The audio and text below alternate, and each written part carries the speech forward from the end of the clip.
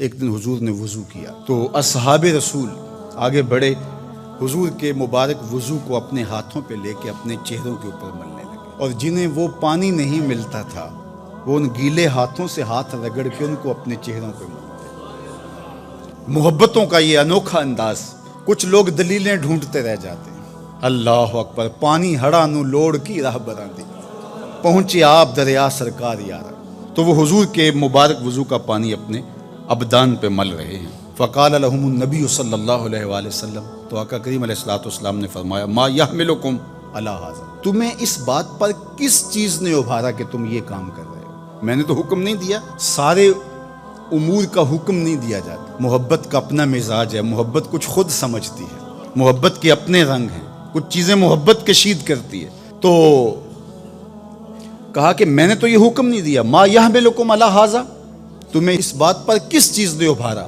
قالوا حب اللہ و رسولہ، اللہ اور اس کے رسول کی محبت نے۔ یہ تقاضۂ محبت ہے کہ محبوب کے بدن سے گرا ہوا پانی بھی زمین پہ نہ بہنے پائے۔ حضور علیہ الصلوۃ والسلام نے ایک دن پچنے لگوائے اور ایک صحابی کو کہا، جاؤ اس کو ایسی جگہ بہا آؤ جہاں کسی کے قدم نہ پڑے۔ وہ گئے اور ایک پتھر کی اوٹ میں بیٹھ کر نوش جاں کر لیا، اور جب وہ واپس آئے تو حضور نے دیکھا تو کہا، لعلک شربت، شاید تو پی آیا ہے۔ اس نے کہا، جی حضور، میں نے کہا کہ اس سے بہتر اور کیا جگہ ہو سکتی۔ تو آقا کریم ناراض نہیں ہوئے بلکہ فرمایا، یا غلام قد حررت نفسک من النار، اے بیٹے تو نے اپنے آپ کو آتش دوزخ سے نجات دلا دی۔ تو حضور نے فرمایا، ما یحملکم علی ھذا، تمہیں اس چیز پر کس نے ابھارا ہے؟ تو انہوں نے کہا، اللہ اس کے رسول کی محبت نے۔ تو اب اللہ کے محبوب علیہ السلام نے اس کی نفی نہیں کی کہ یہ اللہ رسول کی محبت نہیں ہے، محبت کا یہ تقاضا ہے، لیکن دوسرا پہلو حضور نے یہاں واضح کر کے بیان فرمایا، اور یہ نبی کا منصب ہے۔ آقا کریم نے ارشاد فرمایا، من سرہ ان یحب اللہ ورسولہ او یحبہ اللہ ورسولہ، جو اس بات کو پسند کرتا ہے کہ وہ اللہ اور اس کے رسول سے محبت کرے اور اللہ اور اس کے رسول بھی اس سے محبت کرے، فَلْيَصْدُقْ حَدِيثَهُ اِذَا حَدَّثَ، اس کو تین کام کرنے چاہیے۔ ایک، جب بھی بولے سچ بولے، وَلْيُؤَدِّ أَمَانَتَهُ اِذَا تُؤْمِنَ، اور جب اس پر لوگ اعتبار کر کے اس کے پاس اپنی امانت رکھیں تو وہ اس میں خیانت نہ کرے۔ اور تیسری بات ارشاد فرمائی، وَلْيُحْسِنْ جِوَارَ مَنْ جَاوَرَهُ، جو اس کا ہمسایہ ہو اس کے حقوق کا خیال رکھے۔ ایک طرف تمہارا یہ عمل کہ تم میرے وضو کے پانی کو بھی زمین پر گرنے نہیں دیتے، یہ تمہاری محبت کا چھلکتا ہوا ایک انداز ہے، لیکن کہیں یہی نہ رک جانا اور محبت کے اسی انداز کو ہی اپنا کر کے باقی سب چیزوں سے بے نیاز نہ ہو جانا۔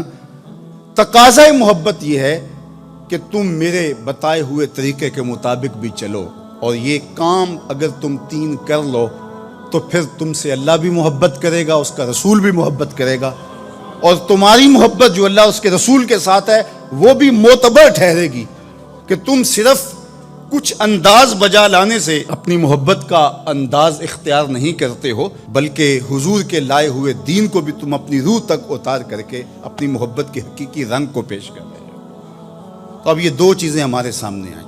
کچھ لوگ تو اس طرح حضور علیہ السلام کی بات کرتے ہیں کہ سویر سے لے کر شام تک وہ حضور کی محبت، حضور کا پیار، حضور کا نام، حضور کے ساتھ عقیدت کا اظہار مثالی ہوتا ہے۔ ہم نے دیکھا ہے کہ حضور کا ذکر آ جائے تو ان کی آنکھوں سے آنسو ٹپکنے لگ جاتے ہیں، اور ان کا وجود حضور علیہ الصلوۃ والسلام کی محبت سے، حضور علیہ الصلوۃ والسلام کے پیار سے، حضور کی الفت کے نور سے بھرا ہوا دکھائی دیتا ہے۔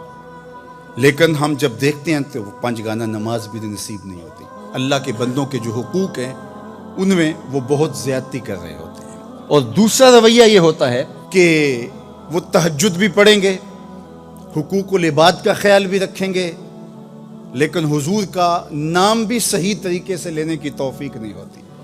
تو دو پہلو ہیں، ایک طرف ادب مفقود، دوسری طرف عمل مفقود۔